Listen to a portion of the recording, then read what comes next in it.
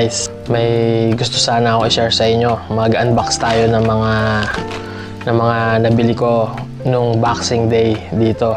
Kasi pag Boxing Day, more than 50%, mga 50 to 70% sinesale ng mga store dito guys. So tara, bali gamitin natin tong Swiss Army knife natin pambukas. Ito gagamitin natin guys, Swiss Army knife.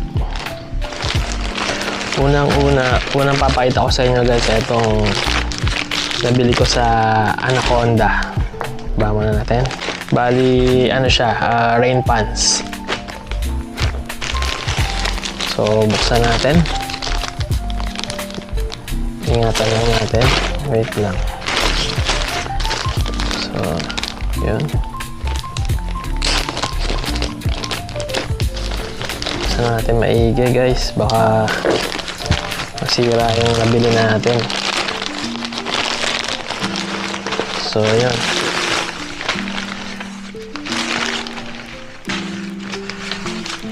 So, ayan siya.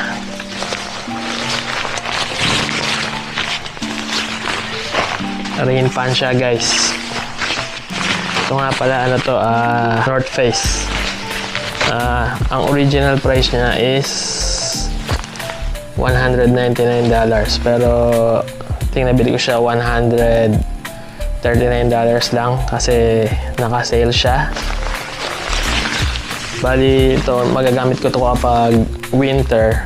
Kapag lalabas ka, may bibiling ka, or kahit sa work, magagamit to. Ang kagandahan lang dito guys, yung sa baba niya, may strap siya sa zipper para madali mo lang siya masuot sa kahit nakasapatos ka. So, yan guys. Kasi sa winter, mahal na to. Back to original price na to guys. So, ito yung unang share ko sa inyo. Bali, North Face na rain pants. Magagamit natin siya pag umuulan. So, yun. Next naman natin guys, itong nabili ko sa Oroton. Ano siya? Bali, card wallet siya. Bali, ano to?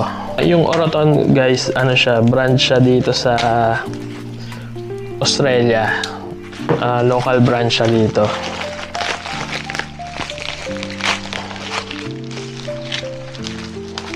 So, ang original price na ito is parang nasa $60.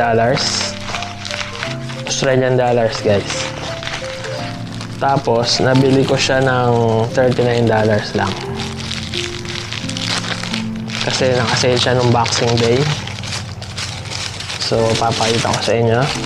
Simpleng card wallet kasi dito sa Australia guys, hindi na masyadong ginagamit yung pera eh. Mostly card na lang. Kaya, bumili ako na ito. So, ito siya guys. Ang ganda. Ang liit lang. Gawa siya sa leather. Original leather din siya guys. Mura lang siya kasi dito siya ginawa sa Australia. Ang nagustuhan ko dito guys, pag binuksan mo yung zipper, wide yung pagbukas niya. Ayan. Kasi ito yung gamit ko ngayon guys. Oh. Pakita ko sa inyo yung difference.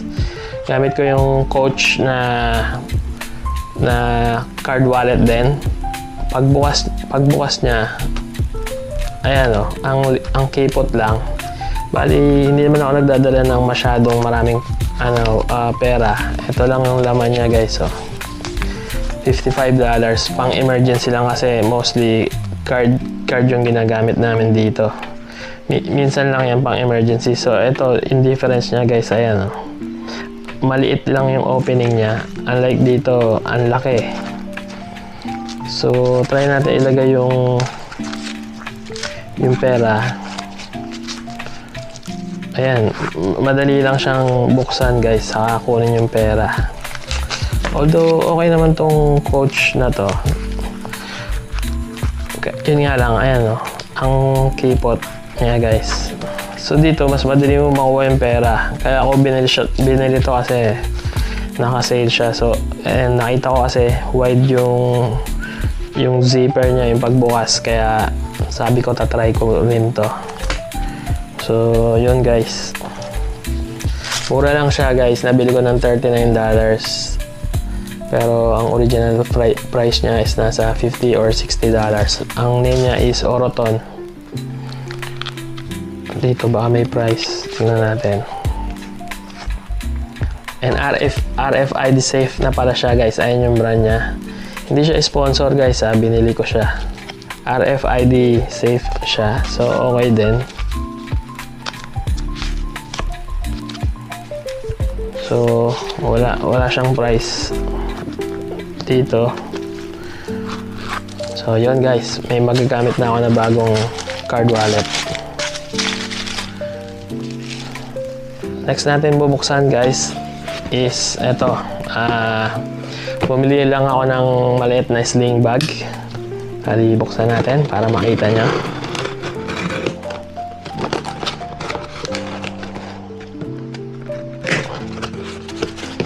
Dahan-dahanin lang natin guys. Baka masira natin yung laman sa loob.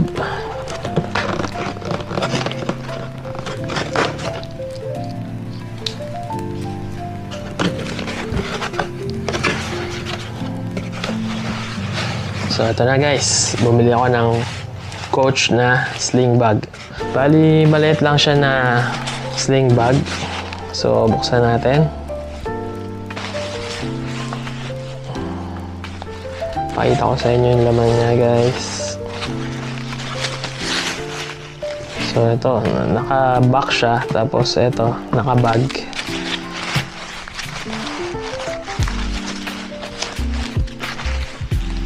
Takin lang yata natin to guys. So ayan. Bali maliit lang siya guys eh. Minsan kasi yung suot nating pantalon medyo pag nilagyan mo siya ng masyadong marami sa bulsa, masikip. So naisip kong bumili na ito guys. Para komportable tayo maglakad. So ayan guys, sobrang liit lang. Kasya lang dito is wallet and cellphone.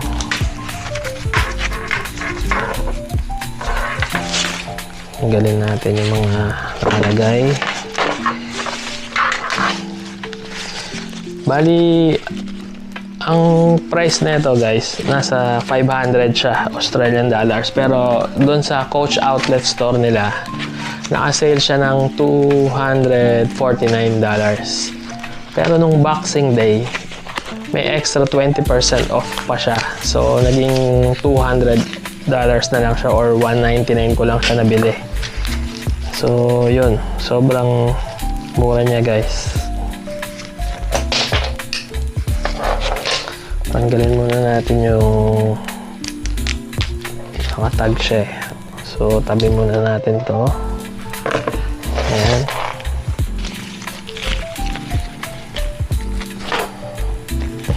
Bali, ito siya guys, oh. Pwede rin siyang kasing hawakan lang guys. Kung ayaw nyo ng ganito. So, tanggalin natin yung mga papel, cover. Bali, ito yung loob niya guys. Sobrang liit lang.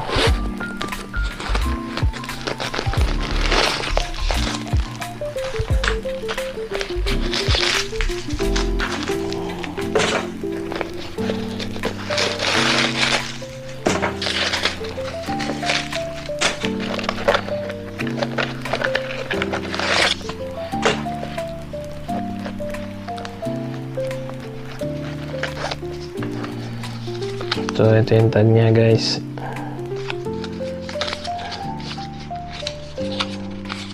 Ayan guys, original to, Coach bag. So, ayan. Ayan yung label niya sa loob. So, ayan guys, sobrang liit lang. So, wallet mo, kasya dito. then phone. So ayan na siya guys. Pwede siyang clutch bag. Pag dala-dala mo lang siyang ganyan. Kabit natin yung strap niya guys.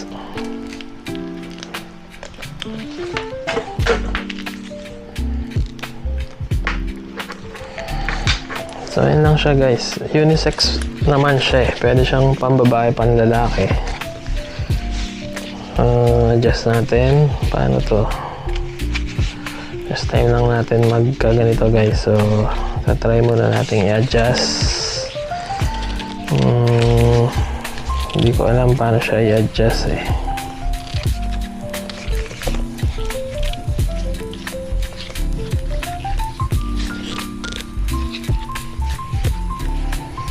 Ayun,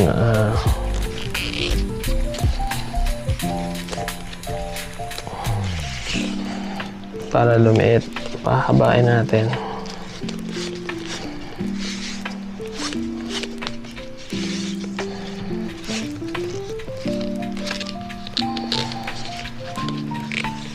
Yun. So, yan. I-adjust lang natin siya. So, ganyan lang siya guys, oh. Diba? Ang simple lang niya. Pag lumabas ka, nandiyan na yung wallet mo, saka yung bag. Pwede mo sanang lagay ito eh. Kaso, bawal yung may dalang ganito dito guys. Baka mahuli tayo ng polis. Makukulong pa tayo. So, ayan guys. So, sobrang liit niya lang. Handy lang siya. Diba? Kung lalabas ka. Bali, ano siya? Coach Jaden Sling Bag yata yung pangalan niya. So, sobrang amoy natin. Okay naman siya guys. Amoy leather naman siya. Saka sa Coach outlet ko talaga siya binili guys. So, yan. May leather din siya dito. Tapos yung strap niya, mukhang matibay, matigas. So, yun guys. Susuot ko muna to. Ayan. Para makita niya. Tapos, meron pa tayong isang papakita sa inyo. Ito, bonus lang. Ito lang, share ko sa inyo yung iniinom ko namin na coffee dito guys. Hindi rin siya sponsor. Binili ko rin siya nung sale nung Boxing Day. Kasi dito yung Boxing Day guys, yung mga tao talagang bumibili sila ng mga magagamit nila sa pang-araw-araw nila dito guys. Itong coffee naman is Illy Coffee. Alam ko meron din naman ito sa Philippines. Pero ito sa akin ano siya eh, creamy yung lasa niya eh. So masarap siya. So yan. Ang isang box na ito, instant lang siya. Meron din nabibili rito na whole coffee beans, saka yung ground na. Tapos kailangan mo na ng coffee filter. Meron dito nun guys, pero pag syempre nagmamadali ka, papasok ka, mas okay yung gumamit ka ng instant. Medyo same lasa lang naman din sila. Kasi ito naka air dried siya eh. So, share ko sa inyo, ayan. Sa isang box, may 6 siya na ganito. Ang original price niya is $10, isang ganito. Pero nung sale, nabili ko lang siya ng $8 yata, isa. So, ayan.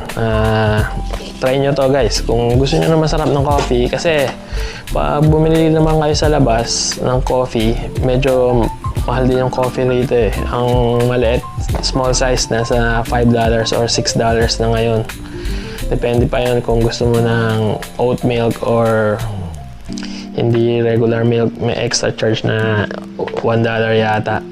Pero sa akin lang, ito sobrang creamy niya. Kung nagsawa na kayo sa mga normal na kape like Nescafe or ano, try nyo lang siya. Masarap siya guys. So yun. Thank you sa pagsama nyo sa akin sa video ko na to. Sana nag-enjoy kayo, and kung may suggestion kayo na gagawin natin or puntahan natin, please comment down below. And tatry natin na gawin yon. So yun, dito muna natin tatapusin yung vlog natin for today guys. Kita-kita ulit tayo. Please like and share.